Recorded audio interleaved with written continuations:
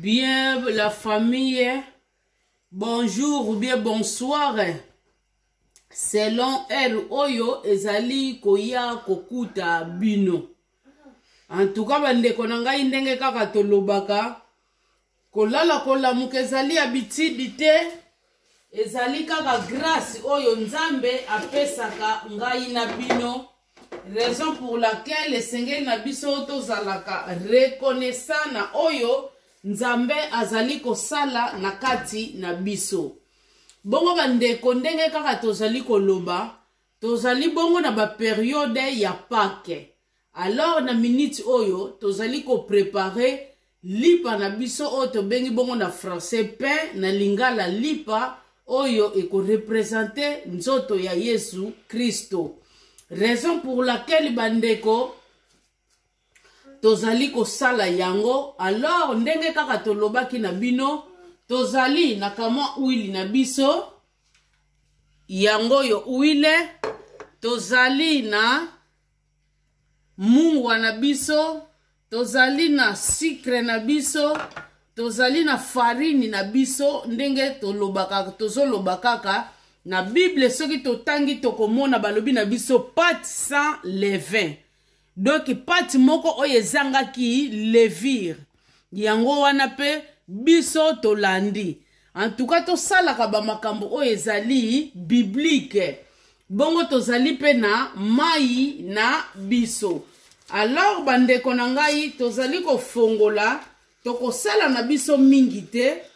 Lolenge kaka bino boyebeli soki boko sala cérémonie wana boko zala ebele. Alors boko sala pe ya ebele. Neti ngai boye nazali kosala yango kaka ya muke.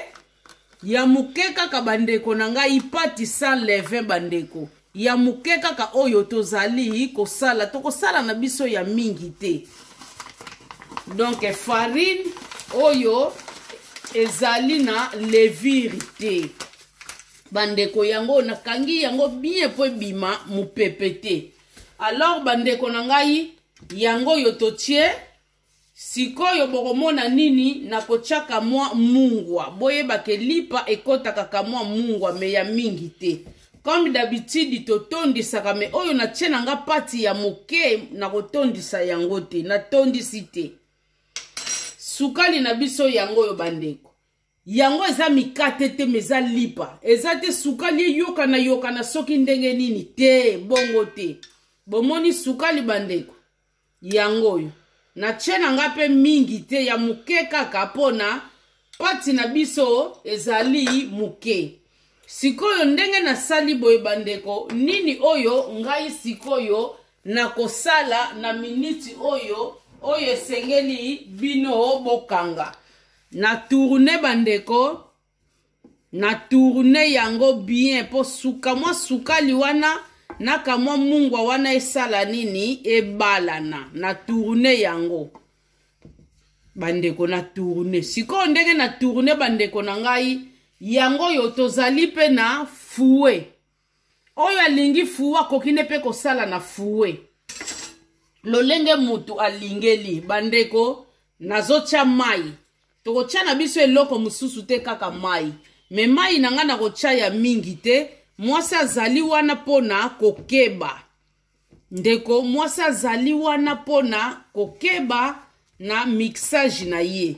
Po soki otie mai ya ebele ekezalela yo kokoso. Mais soki po prevoir ozana kamwa miliki na yo nini mai na yo ya réserve ata olekisi na yo mai miliki na yo wana ekesala yo toujours mai na yo okobakisa ekesala yo bien, tout comme pe farine na yo okoki kobakisa ekesala yo bien. Mais soki osilisaki levure bandeko na ngai pai okomona kokoso ya likambo pamba te yo osilisaki levure na yo farine na yo nyonso ekoya kosala yo mabe. Bongo lipa bandeko sengeli toyeba ezalaka facile. Ezanango facile bandeko nanga. Bomoni siko ndenge na beti boye esangani nango nyonso. Siko ndenge esangani nango nyonso ndenge ka tolobaka mwasi yeba musala. Sikoyo ndenge na beti na ngango boye bandeko na ngai. Sikoyo na sala finissage na nga na maboko. Yangwana raison pour laquelle mwasi tango zo sala musala esengeli na yo oyeba bandeko kosokola maboko na yo avant obanda musala na yo. Sokola maboko pona finissage wana oyo yo kosala esala yo malamu mingi. Bomoni yangoyo oyo lipa na biso oto ya liko sala. Bomoni pati na ngandenge sali pati fe ya laka mwa makasi esala bien. Mais nazo bakisa yango lisusu ka mwa pati moko ya muke pona na moni alembi ka mwa duna lingeli yango lolenge wana te. Siko bandeko ya boye yo sikoyo osilisaki pati okokende mbangu na magasin. Soko silisaki farine na yo plutôt okokende mbangu na magasin. C'est ça le problème. Yango ne sengeli foko zalaka mama a prévoir kaka toujours. Mama zali wana kaka pona ko prévoir. Bomoni siko pati na biso ndenge komi yango yo. Biso tozo sala lipa ya mingi te. Pona eza nango famille. Eza famille bandeko. Tuko sala na biso pati ya mingi te. Me bandeko ba moni basangana pe. De famille bakoki na bango pe ko sangana. O ba moni bana nanga bakoli na bango. Toko sala paki na biso cérémonie na biso ya Sainte Seine toko sala ngona bango. Wana problème pesa nango te. Bomoni bandeko ndenge sali sempesa. Bomoni pati ezaka mwa makasi. Siko ndenge na sali boye nini o na lingi ko sala na kamati plastique na nga na che awa. Me plastique o ndenge na oloba na bino tika farine ndambo esala yo malamu. Bomoni plastique na ngai na sali ndambo ya farine na ngai na che wana. Sikoyo na panzi yango bandeko na nga bomoni na panzi yango. Sikoyo ndenge na panzi yango bandeko ngai wana. Yango yu bandeko na nga. Yango yu. Yango pati na biso. Yango bandeko na nga bomoni. Na che yango kama muke na poussière wana po sala ngai bien makasi. Sikolo kwa na che yango na kama poussière wana esala ngai bien. Nini o siko na lingi ko sala sikoyo bandeko na ngai yango yu. Oyo na zwi siko nini brosse na nga oyo na che na kati ya uili. Bomoni uili na ngai loko ye ko sala yango yu. Na pakuli yango. Na pakoli yango na plateau na ngai na pakoli yango na tiki boye na zwi na awa siko nini nazo sala oye kominga vers la fin na zwi susu huile na ngai bandeko yango bomoni likolo ya pati na ngai na pakoli bandeko huile na ngai yango yo bomoni na pakoli yango ndenge na pakoli yango sikoyo na kosala nini na kokamata sikoyo lipa na ngai pona chana plateau na ngai bomoni poussière na tie et permettre sikoyo nini ezala bien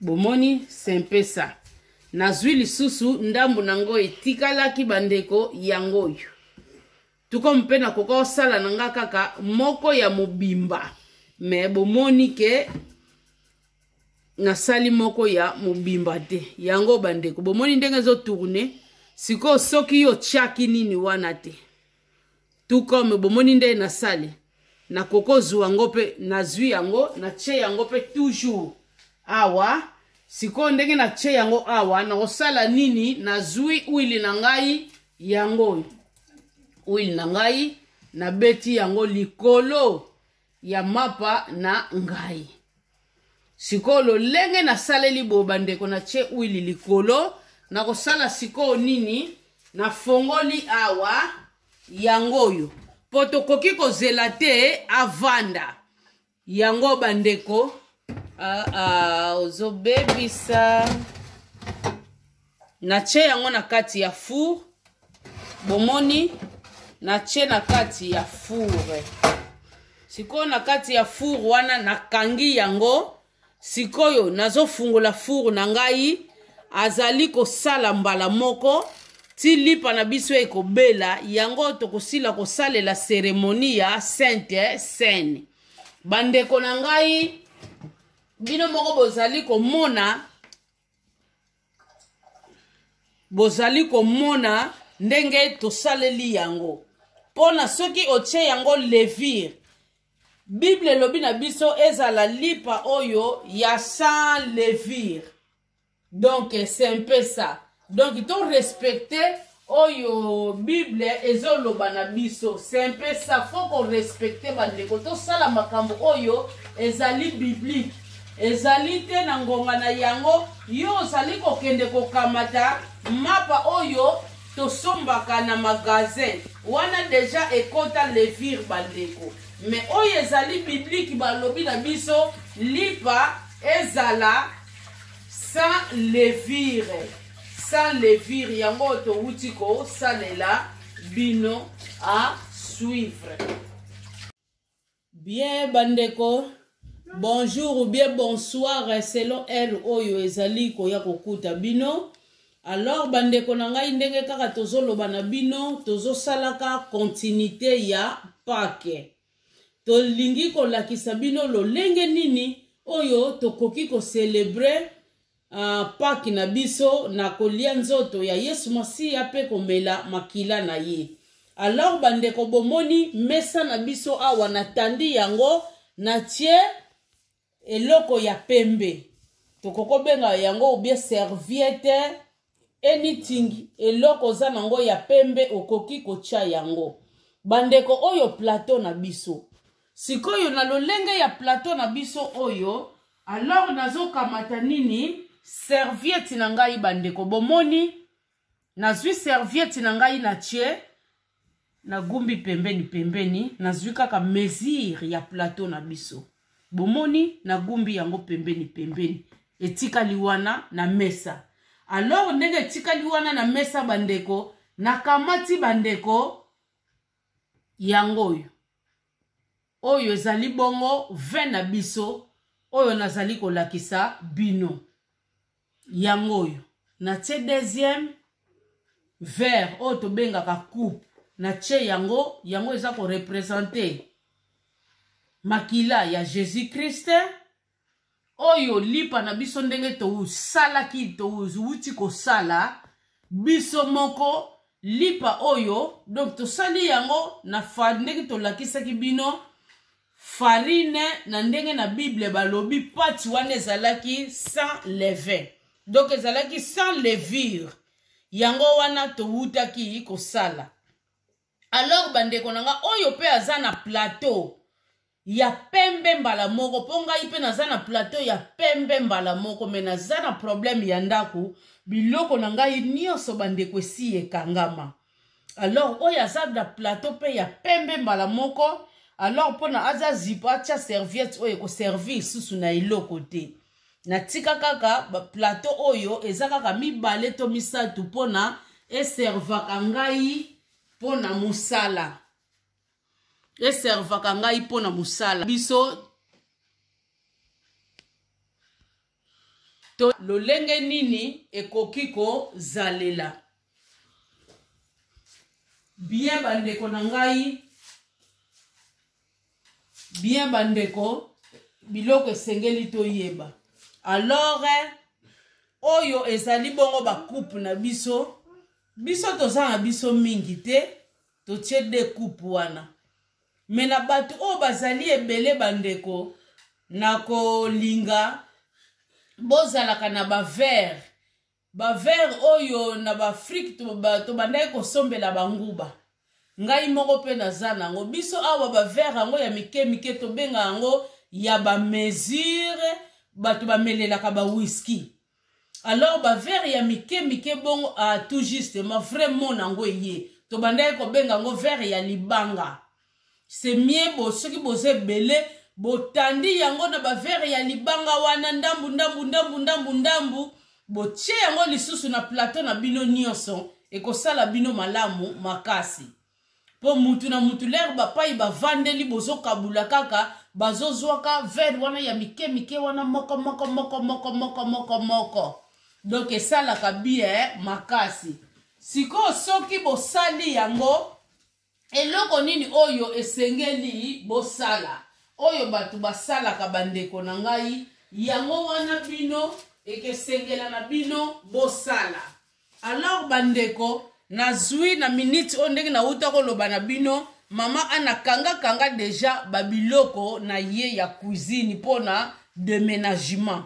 Alors babiloko ezanga incomplet mais rien à voir biso to célébrer nzoto ya Yesu Masia. Bomoni ba verre oyo ekosila kokota na minoko ya batu oyo papier na biso ya cuisine yangoyo na kati moko.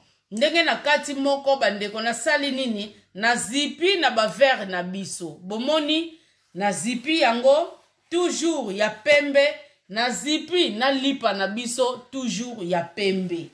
Alors l'air nazali ko silisa ko zipa wana bandeko eloko moko nazali kona tire attention na bino ezali te bandimi l'air bazali ko ya kokota na kati ya sale soki boko sangana ou bien denda ku ndako mutu nyonso tango azali kokota na kati ya sale azali komona mbala moko nzoto ya Yesu Masia ezali malamu mingi te. Alors tango bosilisi kosala boelolenge na lakisi bino okosala nini ndeko okozwa lisusu toujours eloko ya pembe bandeko ozipi yango. Bomoni ozipi yango otiki yango kaka na lolenge boy. Otiki yango na lolenge boy bandeko ezipami evandi. Alors bandeko bako banda kokota na eri oyo bino boyokanaki bakota. Tango bako banda kokota wana bandeko c'est alors que bakoya kokuta nyonso tu eza na place nyonso tu esila ki kozipama. Allez après wana boko banda cérémonie na bino ya Sainte Seine. Alors bandeko na ngai na minute oyo biso na bino tozali kolanda cérémonie na biso ya Sainte Seine na minute oyo lolenge nini oyo tokoki kolekisela ngo na bandako na biso. Parce que bokoki ko vanda boete sambo lekisa yango pona nini église ezali ya kokangama. Or bandeko tango tozali kote ya bino vraie église ezali mutema na yo. Yango wana eloko esengeli boyeba bomoni na minute oyo église eza ya kokangama. Soko zali mwana ya Nzambe kati na solo obanga ka Nzambe okosila koleka kolia nzoto ya Yesu Masia mela pe makila na ye oyo ezali bongo nzela ya lobiko na yo pona ndenge bakangi be église non esengeli o célébrer yango. Alors modalité oyo tozali kolakisa bino yango oyo. Alors sikoyo na minute oyo bandimi bazali kokota banzimi bazali kokota bazali kovanda na ba place na yango. Tukomi bino moko na ndaku mama tukomi papa okokaki kobongisa awe ezali koza sala te ko musala kaka ya ki mama o musala kaka ya ki papa te oyo aza bien disposé a kosala yango po mutu na mutu ko rendre compte pa Nzambe po na ye moko. Awe tali papa te awe tali mama te ezali seulement ya mwana ya Nzambe otelemi osali yango ekozala malamu mingi. Alors bandimi l'herbe bandi kokota l'herbe to vandi biso nyonso tu ngonga na biso ekoki. Alors to bandi ko célébrer nini en Sainte Seine na biso. Alors na minute oyo bandeko to sili ko banda ko célébrer Sainte Seine na biso. Alors na pesi parole et pas il y a papa Mai pour na to continuer papa Mai to ko sila ko yemba nzembu il y a toujours nzembo ya parole de Dieu. Tokoyemba nzembo na biso bandeko na ngai. Tokomona yango nzembo à la croix où mourit mon sauveur. À la croix où mourit mon sauveur. Alors tokoyemba nzembo wana ekozala malamu mingi pona biso nyonso. Tokoki kobanda na biso koyemba nzembo. À la croix où mourit mon sauveur, je suis venu briser de douleur. Là son sang purifia mon cœur. À son nom la gloire. À son nom la gloire. À son nom la gloire. À son nom la gloire. Là son sang purifia mon cœur. À son nom la gloire. Viens merveiller, il veut me sauver. Oh, je suis son erreur racheté. À moi le Christ veut pour demeurer. À son nom la gloire. À son nom la gloire. À son nom la gloire. À son nom la gloire. À moi le Christ veut pour demeurer. À son nom la gloire.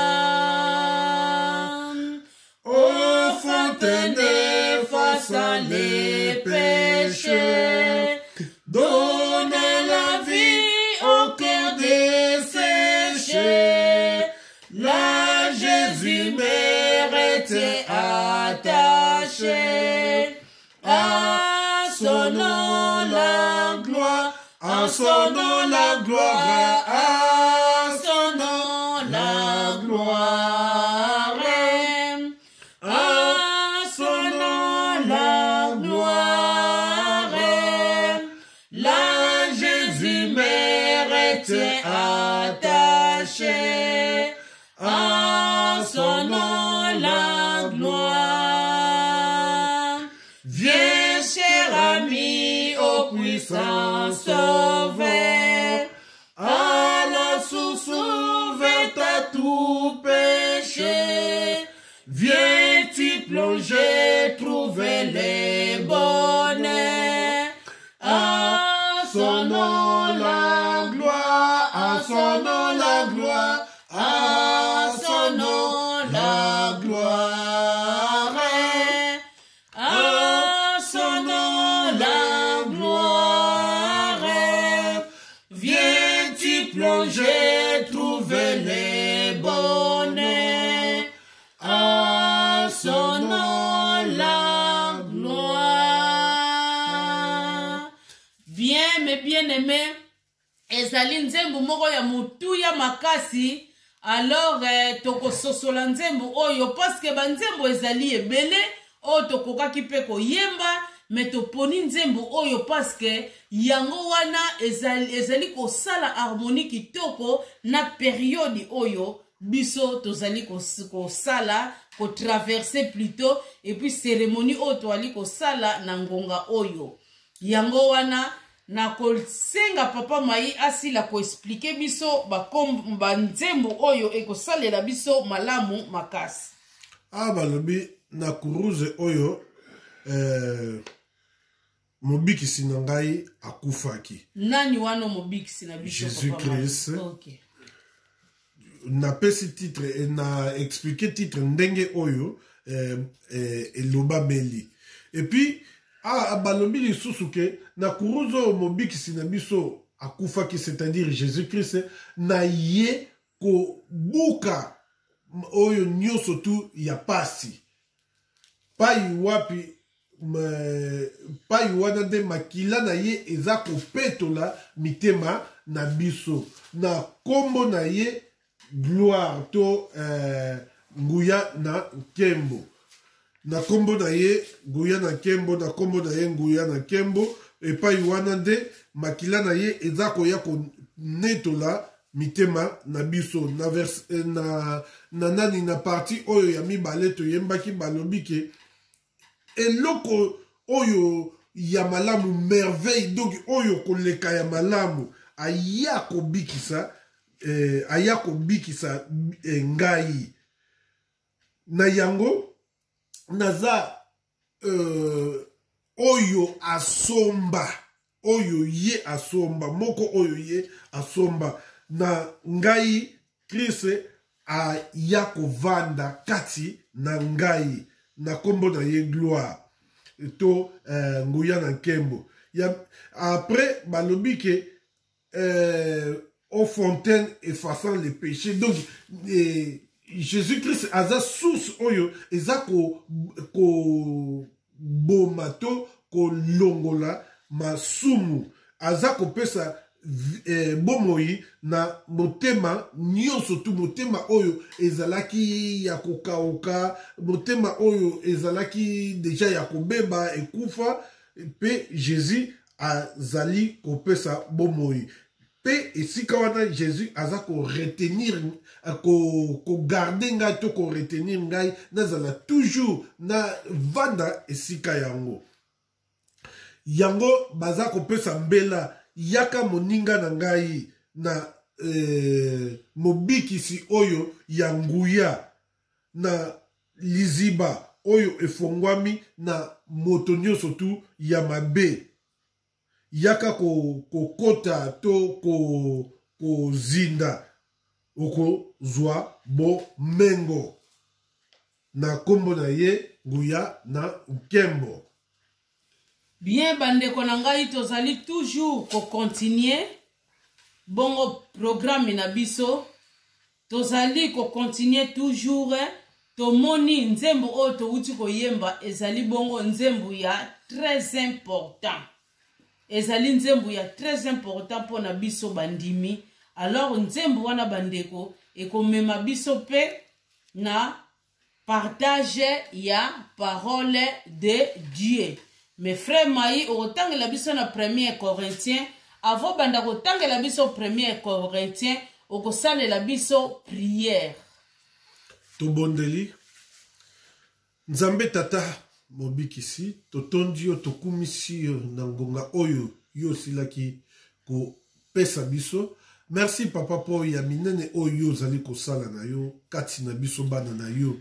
Totiki cérémonie oyo wuta ebandeli tina suka kati na maboko mayo tika ete cérémonie oyo papa céleste toza kosala oyo Jésus-Christ alakisaka biso pe toza kosala yango en sa mémoire Père céleste yawe tika ete ezala n'impact kati na bomoi na biso tika ete ekoka konetola biso lisusu mbala mosusu Père céleste afin que tokende liboso yawe toyebi ke makila ya Yesu Kristu ezali kozinga biso na tango oyo Père céleste yawe c'est pas en vain oyo tozali kosala cérémonie oyo po ete ya kokanisa pasi nini mokonzi na biso Yesu Kristu amonaka na kuruze Père céleste po te akoka kosomba biso na mabe yawe opamboli moko na biso pe baye nyonso tu bazali na biso enrele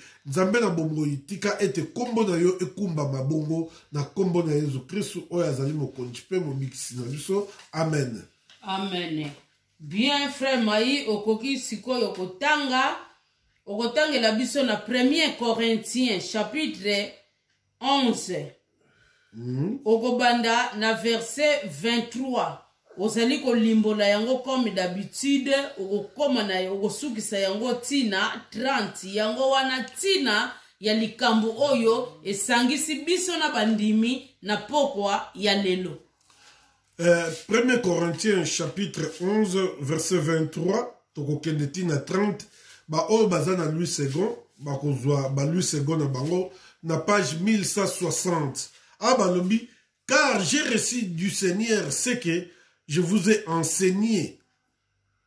C'est que le Seigneur Jésus, dans la nuit où il fut livré, prit du pain.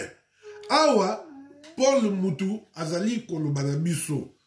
Pona Corinthien ezali épître oyo Paul akomaka na ba Corinthien. A rappelé bango que nazwaki oyo naza kolobana bino na mokonzi Yesu. Mokonzi Yesu na butu oyo ba tekakaye azwaka bongo lipa. Et après avoir rendu grâce, les rompit et dit, Sima ya ko bonde la pona yango, akati yango, pe alobi. Ceci est mon corps qui est rompu pour vous. Faites ceci en mémoire de moi. Alobi ke oyo ezali nzoto na ngai, oyo ebukani pona bino. Bosala kaboye na tina ya kokanisa ngai. De même, après avoir soupé, il prit la coupe et dit, cette coupe est la nouvelle alliance à mon sang. Faites ceci en mémoire de moi toute le fois que vous en boirez. Après simana yango, azwaki lisusu coupe oyo ya makila, oyo ezali symboliser lelo na jito mwa vinu a lobi ke oyo ezali bondeko ya sika na makila na ngai bosalaka boye tango nyonso tu pona kokanisa ngai tango bozali ko mela yango, car toute le fois que vous mangez ce pain et que vous buvez cette coupe, vous annoncez la mort du Seigneur jusqu'à ce qu'il vienne. Mbala nyonso tu oyo bozali ko mela to bozali ko lia lipa bozali ko yanola liwa ya Seigneur to ya mokonzi Yesu Kristu ti kino ako zonga. Dans verset 27, c'est pourquoi c'est mbala nyonso perpétuel et loko moko e continuaka e landamaka mbula na mbula. C'est pourquoi celui qui mange le pain ou boira la coupe du Seigneur indignement sera coupable envers le corps et le sang du Seigneur. Oyo azali ko lia toko mela nani makila na Yesu sans que akoka ko discerner azo melango kaka ndenge wana ngulu ke bon pona sentiment balobi ke azali coupable pona nini pona nzoto na makila ya Seigneur. Donc eloko wana esengeli toyeba yango vraiment to lukate ke tozala coupable to lingate ke tozala condamnable yango wana esengeli toboya oyo nyonso tu ya mabe omoni ke oza disposé te ya ko lia nzoto ya Kristu to ya komela makila na Kristu esengeli o se méfier oboya et kozala malamu mingi. Verset 28, que chacun donc se prouve balobi ke mutu na mutu esengeli amitala amifiongu nuna akota dans sa profondeur. Est-ce que réellement na zadini ya kolia yango tote. Donc que chacun donc se prouve soi-même et qu'ainsi il mange du pain et boivent de la coupe. Donc mutu na mutu akoka komituna na zadini ya komela yango to ya kolia yango. Donc esengeli na mutu vraiment akomana poana, car celui qui mange et boit sans discerner le corps du Seigneur mange et boit un jugement contre lui-même. Oyo azali ko lia to azali ko mela makila na Yesu Kristu sans que akoka koyeba ke oyo ezali nzoto ya mokonzi na biso Yesu Kristu toyeba ke azali kolia to azali komela jugement contre yemoko na verset 30 pendant kosukisa. C'est pour cela qu'il y a parmi vous beaucoup d'infirmes et des malades. Yango kati na biso ezali na batu ba zali malade to batu mususu ba komi na ba défaut na nzoto, et qu'un grand nombre sont morts. Batu mingi bazali kokufa to bakufi pote bazali koliango d'une façon bizarre. Azali a mesure ya kolia nzoto ya Kristo te, ye azali kaka koya ke nalia a mort pona date yango ekoki te. Tomitala solo et puis bongo to passer na cérémonie. Ce qui vraiment même à ta famille mobimba moko à se sentir n'est capable d'être, c'est mieux yakosala yangote. Donc c'est ça oyo tozalaki nango bona pourquoi ya lelo yako pesa bino bandeko yango wana bandeko na ngai tosili kotanga verset de l'écriture oyo elakisi biso tina ya cérémonie na biso ya pokwa ya lelo.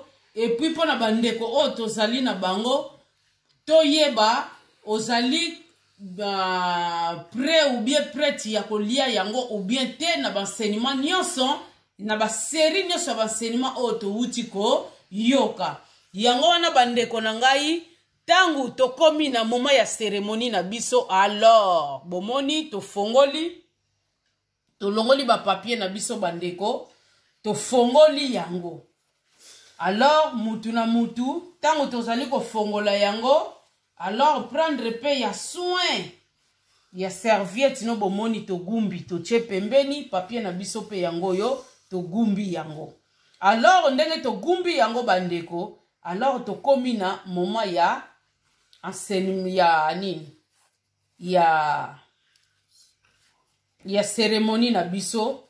Alors na cérémonie na biso lolenge kaka bazali koloba na biso tokamati nini vers na biso ndenge frère mai auta kotangela biso na 23 auta koloba na biso awa na 23 24. Car j'ai reçu du Seigneur ce que je vous ai enseigné.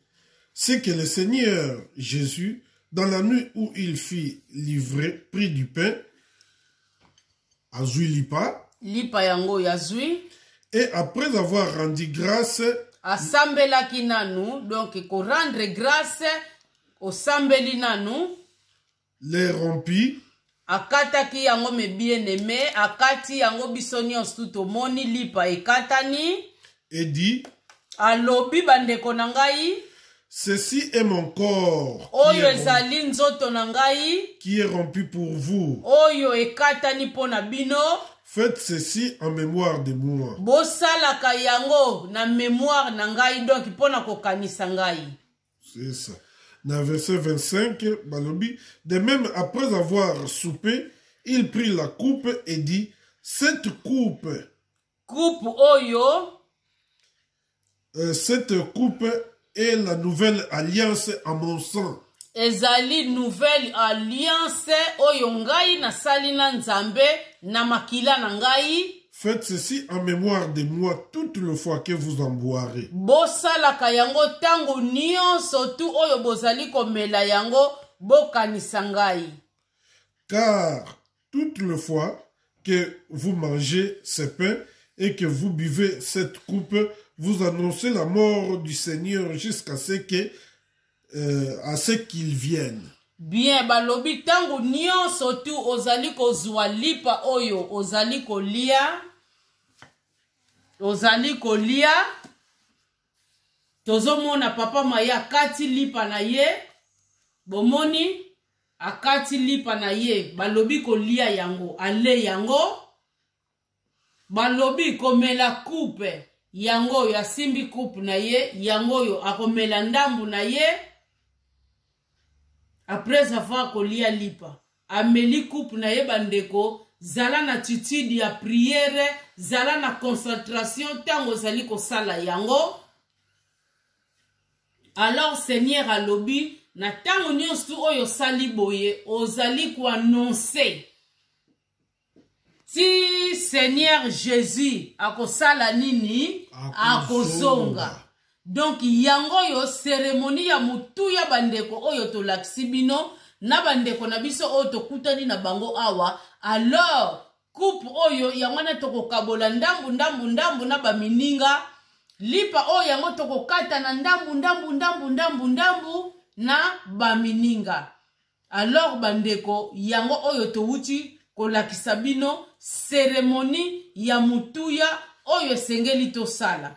Alors tango to sali yango ndenge kaka tozoloba komona te oyo eza nango kaka jina uto somba ngo na magasin oyo eza nango kaka lipa mama ana mutasalaki yango na uta ko somba na ngango na magasin. Non. Mais bien aimé zala concentré, reconnaître lienzo to Yesu Masia, reconnaître meli makila na ye ezali bongo pona bomoi na yo et porter quelque chose. Alors bandeko tango to sili ko sala boye to salaka série de prières. Tango bozali ebele wana sikoyo mwa dirigeant kaka akosala prière pona bino nyonso tango bozali ebele. Mais tango bozana bino muke bandeko esengeli akosala série de prières mutu moko akosala nini akosala prière na ye. Alors tango bosilisi babiloko oyo nyonso to oyo bosili kosala eloko nini oyo bokosala sikoyo série de prières ndenge na ute ekoloba. Tango bokosilisa série de prières wana tokoyemba lisusu nzembo. Alors série de prières wana tango bachaka mutu na mutu ako prier tango azana besoin na ye ako prier pe pona besoin na ye tango azana ye na besoin te akokumisa kaka nzambe na oyo asali na kati na ye. Alors bokosala prière ya clôture pona cérémonie na bino bowuti kosilisa bokosala prière ya clôture. Alors bokoyemba nzembu bokosala nini bokokabwana eloko nini oyo sikoyo esengeli kosala tango bokabwani. Ndeko soko yebi okendaka place songolo betaka masolo ekozala malamu mingi okende tout droit na kati ya ndaku na yo ozwa temps toujours ya méditation kozala na vie ya nini ya loyengete okoti boye osali boye ozongisi boye obeti boye. Non. Mais bien aimé c'est mieux okende tout droit na ndaku mona grandeur ya cérémonie oyo uti kosala kamata zwa concentration na yo kamata parole de Dieu na kati ya intelligence na yo méditer parole de Dieu na kati ya intelligence na yo. J'espère que mbala ya sima bino moko bokomona lisusu bajari ya enseignement wana toujours ezaka enseignement ya Pâques mais enseignement wana to préféra kango bien après cérémonie oyo. Ndeko Jésus Christ wana lera kufaki Jésus Christ wana asilaki kosekwa. Alors Jésus Christ alobi nazali na bino na droite ya papa elongo. Nazali na bino elongo bandeko yo moto sali cérémonie oyo zwa mikumba na yo nyonso pesa yango epai ya nzambe kosila komemela yo yango na tobengaka yango face à la résurrection. Mais bien aimé Jésus azali kolo totala tango tozalaka na bavion nyonso tout l'air vieux lingaka eterir tomonaka yango n'est-ce pas mike biloko nyonso mabele mokili ekomaka mike pona nini yo ozali kolo na vie ozali kolo ndenge moko pe biso ndenge tosali cérémonie oyo ndenge tosila kondima na kombo ya Yesu Masia toyebaka ke tozali na ye elongo likolo. Alors nyonso oyo ezali kodomine bino bandeko na ngai na kombo na Yesu Kristo boyeba ke nyonso tu ekosila kokende musika na kombo na Yesu Kristo de Nazareth parce qu'ozali ensemble na Jésus Christ de Nazareth. Jésus Christ oyo azali bongo mobikisi na biso. je pense que ya mutuya yango wana oyo tosili kolakisa bino na yebite papa Mai soki nazangisi quelque chose mpona kolakisa bana na nzambe ndenge bakangi biso bana na nzambe bayeba importance ya eloko oyo basila kosala yango tolakisi bango lolenge nyonso oyo basi bakoki kosalela yango na yebite soko kokozala na eloko ndambu ya kobakisa na bana na nzambe. Donc kanisi eloko penza ezalite kasi eloko moko seulement toyeba ke biso tozali na modèle ya Christ kati na biso. Donc tozali kolanda Christ toujours pas à pas. Donc tokoki kozonga simate yango wana esengeli tosala oyo ye a alakisaka biso ndenge alakiselaki biso pe toko landa kaka lolenge wana sans toutefois ko kende à l'écart. Yango wana esengeli na biso tozala très éveillé, tozala très prudent. Na yango na zongisi maloba na conductrice ya programme de biso pourquoi lelo. Bien bandeko tozoyemba chant sur les monts du calvaire. Sur les monts du calvaire.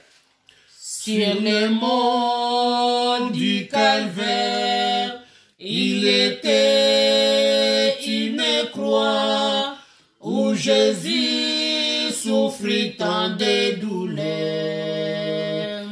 Oui, c'est là qu'il mourit sur cette fameux bois pour sauver les plus vides péchés.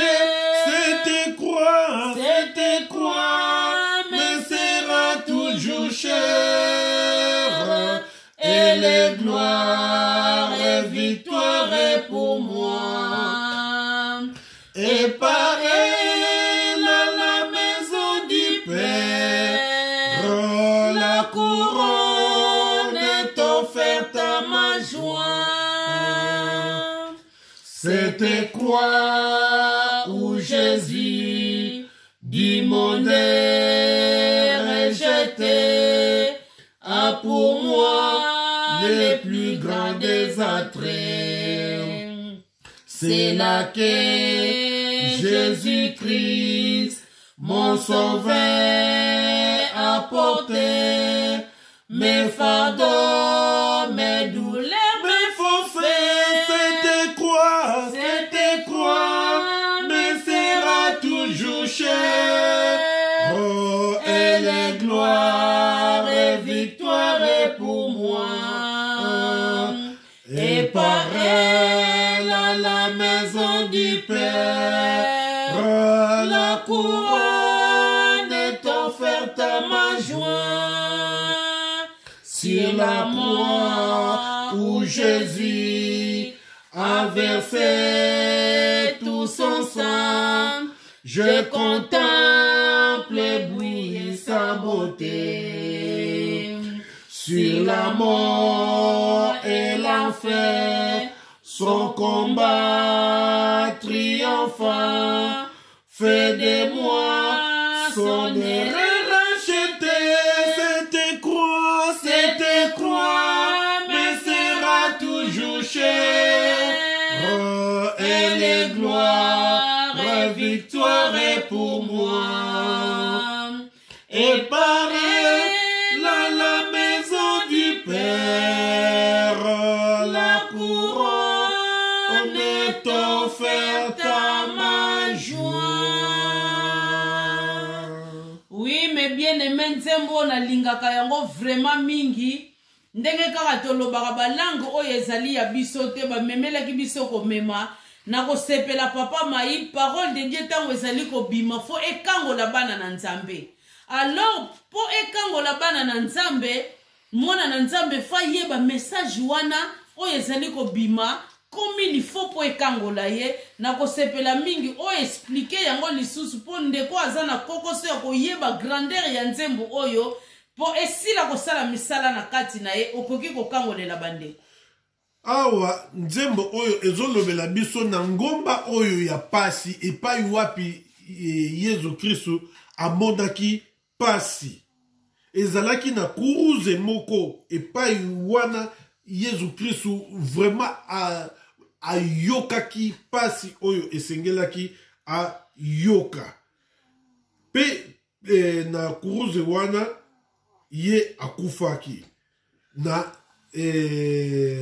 nzete oyo batiaki wana ponte akoka kobikisa meme motu oyo mabe na ye ekoma lokola ngola to eyinda lokola je ne sais pas goudron donc mpona akoka kosauve kobikisa mutu mutu ya mabe ya ndenge wana to bato ya mabe ya ndenge wana epuis balobi ke kuruze wana ekozala tango nyonso tu talo mpona ngai ezali bongo nguya na nkembo pe victoire to kolongama mpona ngai pe na nzete wana to na croix wana na ndako ya tata bongo couronne na lingala tokoloba yango nini ekoti ya nkembo epesami mpona ngai epuis balobi ke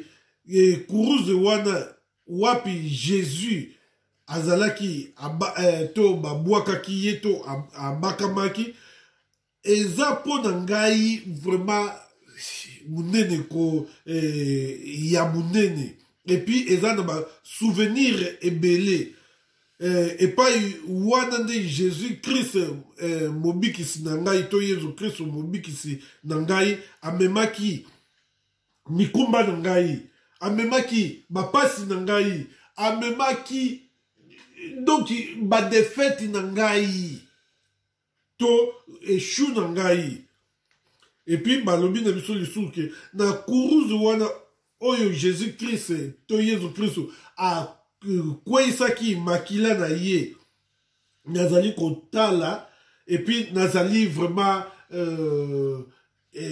troublé na beauté na beauté oyo ya Jésus Christ epuis na liwa wana pe na nani enfer lifelo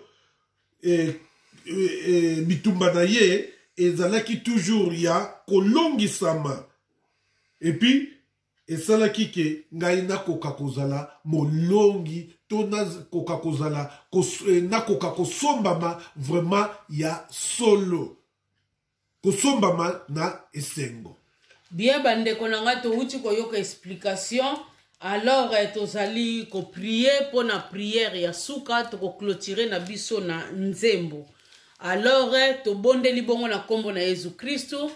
Seigneur Dieu tout-puissant osilaki kosangisa biso awa papa merci na oyo nyonso tu osili kosala na pokwa ya lelo na kati na biso bana na yo papa makila ya Yesu Masia oyo tosili komela pe nzoto na ye oyo tosili kolia tika te sila deja koporte guérison epai na biso bana na yo pe ezali kopesa biso basolution na makambo na biso nyonso ya mikakatano oyo tozali kozala na yango parce que croix oyo ezali cher mpo na biso Seigneur Dieu oyo ayebaki masumu te andimi amema masumu na ngai oyo akufa na yango mpo na ngai lelo oyo nazala mutu ya esengo papa kamata mikumba nyonso oyo biso tolembi na yango oyo ezali kotungisa bomoi na ngai oyo ezali kotungisa bomoi ya bana na yo moko na kati na monde entier partout oyo bana na yo bakutameli papa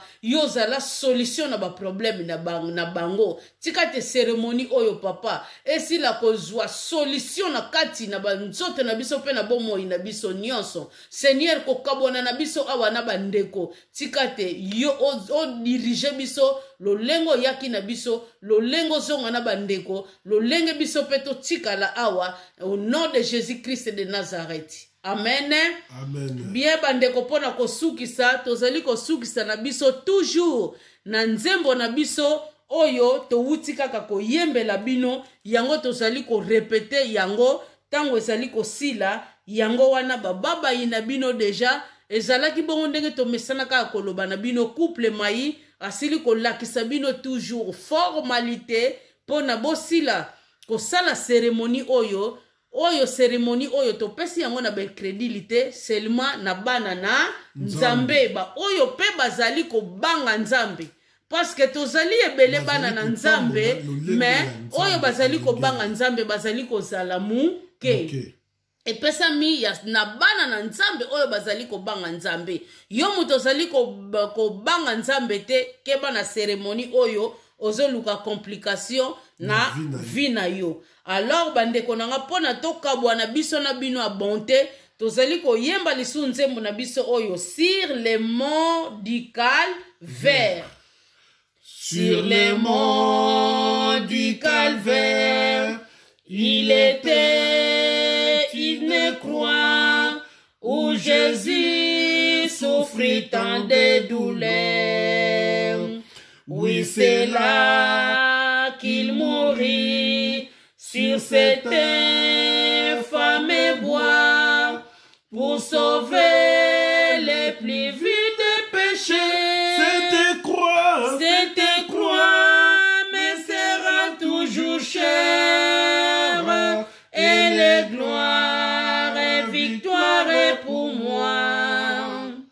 Et par elle, à la maison du Père, la couronne est offerte à ma joie.